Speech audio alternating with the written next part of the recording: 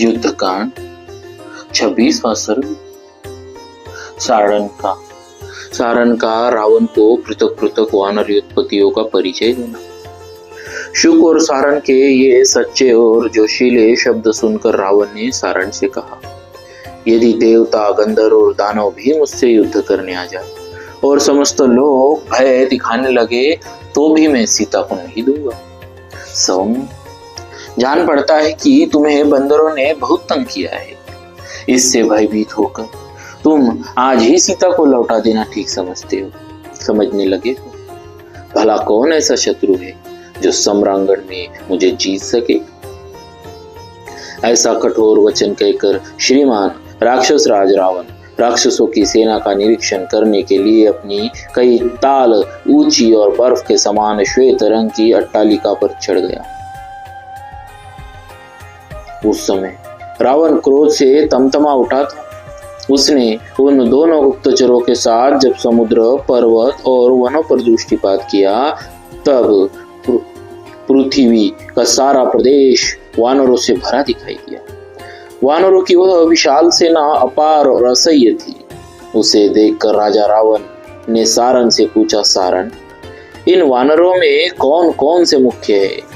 कौन शूरवीर है और कौन बल में बहुत बड़े चढ़े हैं? कौन कौन से वानर महान उत्साह से संपन्न होकर युद्ध में आगे आगे रहते हैं? सुग्रीव किन की बातें सुनते हैं और कौन युद्धपतियों के भी उत्पत्ति है? सारण, ये सारी बातें मुझे बताओ। साथ ही यह भी कहो कि उन वानरों का प्रभाव कैसा है।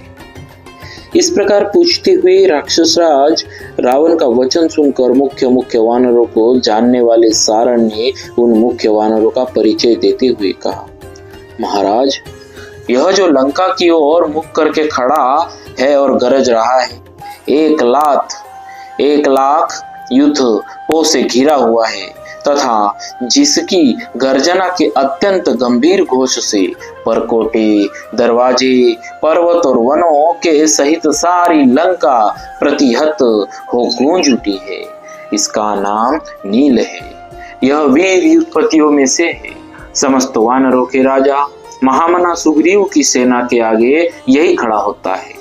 जो पराक्रमी वानर दोनों उठी हुई बाहों को एक दूसरी से पकड़कर दोनों पैरों से पृथ्वी पर टहल रहा है, लंका की ओर मुख करके क्रोध पूर्वक देखता है और बारंबार अंगड़ाई लेता है, जिसका शरीर पर्वत शिखर के समान ऊंचा है, जिसकी कांति कमल केसर के समान सुनहले रंग की है, जो रोज से भरकर बारंबार अपनी पूंछ पटक रहा है तथा जिसकी पूंछ के पटकने की आवाज से 10 दिशाएं गूंज उठती है, यह युवराज अंगद है। वानरराज सुग्रीव ने इसका युवराज के पद पर अभिषेक किया है। यह अपने साथ युद्ध के लिए आपको ललकारता है। वाली का यह पुत्र अपने पिता के समान ही बलशाली है। सुग्रीव को यह सदा ही प्रिय है। जैसे वरुण इंद्र के लिए पराक्रम प्रकट करते हैं, उसी प्रकार यह श्री रामचंद्र जी के लिए अपना पुरुषार्थ प्रकट करने के लिए उद्यत है। श्री रघुनाथ जी का हित चाहने वाले वेगशाली हनुमान जी ने जो यहाँ आकर जनक नंदिनी सीता का दर्शन किया, उसके भीतर इस अंगद की ही सारी बुद्धि काम कर रही है। पराक्रमी अंगद वानर शिरोमणियों के बहुत से युद्ध लिए अपने सेना के साथ आपको कुचल डालने के लिए आ रहा है। अंगद के पीछे संग्राम भूमि में जो वीर विशाल सेना से घिरा हुआ खड़ा है, इसका नाम नल है। यही सेतु निर्माण का प्रधान हेतु है, जो अपने अंगों को सुस्थिर करके सिंहनाद करते और गरजते हैं तथा जो कपि श्रेष्ठ वीर अपने आसनों से उठकर क्रोधपूर्वक अंगड़ाई लेते हैं। इनके वेग को सहन लेना अत्यंत कठिन है। ये बड़े भयंकर, अत्यंत क्रोधी और प्रचंड पराक्रमी है। इनकी संख्या 10 अरब और 8 लाख है। ये सब वानर तथा चंदन वन में निवास करने वाले वीर वानर इस युद्धपति नल का ही अनुसरण करते हैं। यह नल भी अपनी सेना द्वारा लंकापुरी को कुचल देने का हौसला रखता है। यह जो चांदी के समान सफेद रंग का चंचल वानर दिखाई देता है, इसका नाम श्वेत है। यह भयंकर पराक्रम करने वाला, बुद्धिमान, शूरवीर और तीनों लोकों में विख्यात है। श्वेत बड़ी तेजी से सुग्रीव के पास आकर फिर लौट जाता है। यह वानरी सेना का विभाग करता है और सेना को सैनिकों में हर्ष तथा उत्साह भरता है। गोमती के तट पर जो नाना प्रकार के वृक्षों से युक्त संरोचन नामक पर्वत है, उसी रमणीय पर्वत के चारों ओर जो पहले विचरा करता था और वही अपने वानर राज्य का शासन करता था, वही यह कुमुद नामक युद्धपति है। वह जो लाखों वानर सैनिकों से सहर्ष अपने साथ खींचे लाता है, जिसकी लंबी दुम में बहुत बड़े बड़े लाल, पीले, भूरे और सफेद रंग के बाल फैले हुए हैं और देखने में बड़े भयंकर है, तथा जो कभी दीनता न दिखाकर सदा युद्ध की ही इच्छा रखता है, उस वानर का नाम चंड है। यह चंड भी अपनी सेना द्वारा लंका को कुचल देने की इच्छा रखता है।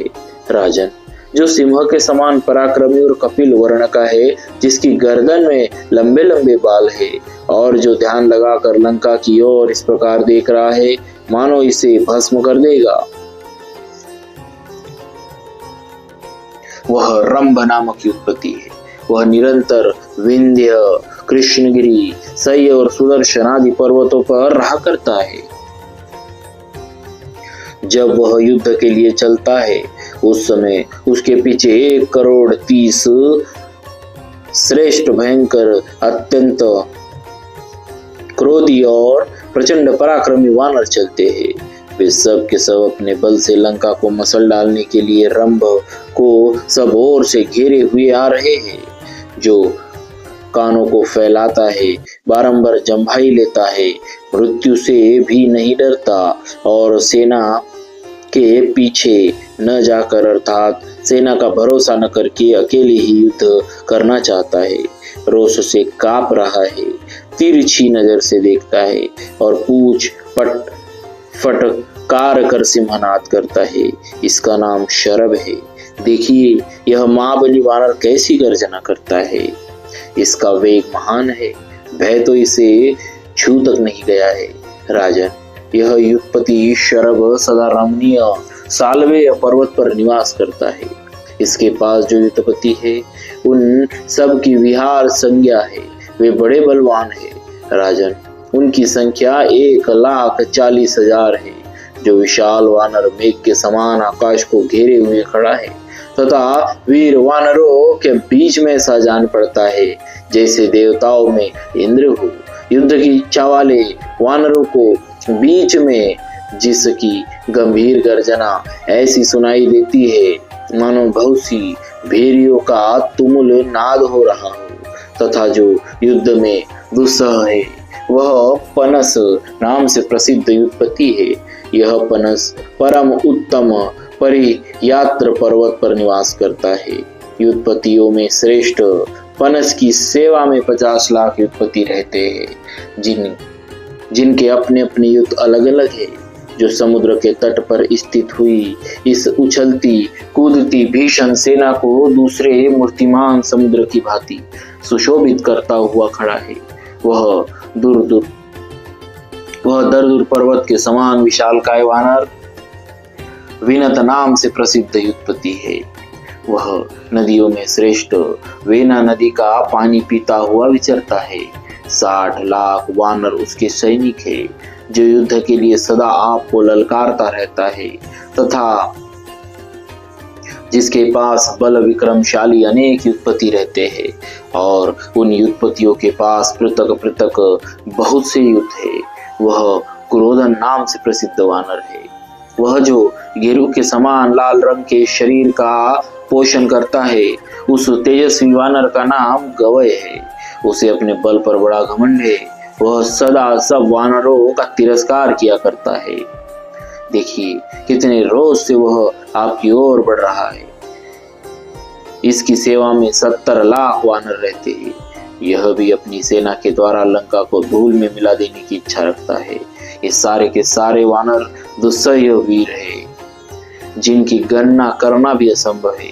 युद्धपतियों में श्रेष्ठ जो यूथप है, उन सब के अलग अलग युद्ध है। इस प्रकार श्री वाल्मीकि निर्मित हर्ष रामायण आदि काव्य के युद्धकांड में 26वां सर्ग पूरा हुआ। बोलिए श्री सीताराम जी महाराज की जय। भक्तवत्सल भगवान की जय।